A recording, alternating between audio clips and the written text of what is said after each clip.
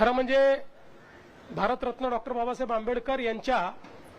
सामाजिक चळवळीचा उल्लेख आपण नेहमी करतो आणि तो सर्वार्थाने अत्यंत महत्त्वाचा आहे। पण तो उल्लेख करत असताना अनेक वेळा त्यांचे वेगवेगळ्या क्षेत्रातले जे काही कॉन्ट्रीब्युशन्स आहेत ते कुठेतरी मागे पडतात आणि म्हणून केवळ एक विषयावर या ठिकाणी मी बोलणार आहे आणि ते म्हणजे त्यांनी जो भारताच्या अर्थकारणाला एक प्रकारे जी दिशा दिली ती अत्यंत महत्त्वाची आहे। याचं कारण आपल्याला कल्पना असेल की भारतरत्न डॉक्टर बाबासाहेब आंबेडकरांनी लंडन स्कूल ऑफ इकॉनॉमिक्स मध्ये ज्यावेळी डॉक्टर ऑफ सायन्स ही पदवी मिळवली त्यावेळी त्यांचा प्रबंध हा जो काही आपल्या रुपया आहे प्रॉब्लेम्स बिफोर इंडियन रुपी अशा प्रकारचा प्रबंध त्यांनी तयार केला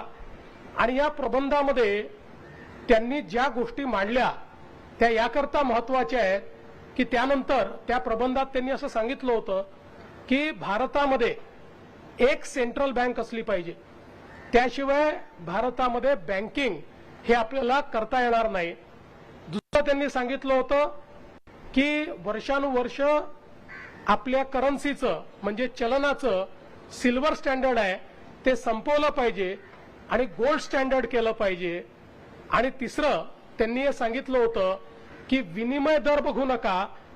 करन्सीची पर्चेसिंग पॉवर बघा। आणि त्यानंतर ज्यावेळी बँकिंग व्यवस्थेच्या संदर्भात हिल्टन यंग कमिशन तयार झालं आणि ते भारतामध्ये आलं त्यावेळी त्या कमिशन समोर सर्वात विस्तृत साक्ष ही भारतरत्न डॉक्टर बाबासाहेब आंबेडकरांची झाली आणि ती साक्ष झाल्यानंतर हिल्टन यंग यांनी आपल्या अहवालात डॉक्टर बाबासाहेब आंबेडकरांच्या या पुस्तकाचा उल्लेख करून आणि त्यांच्या साक्षीचा उल्लेख करून त्यात हे लिहिलेलं आहे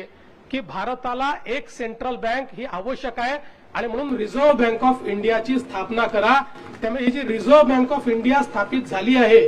याची मूळ आयडिया ही भारतरत्न डॉक्टर बाबासाहेब आंबेडकरांची होती।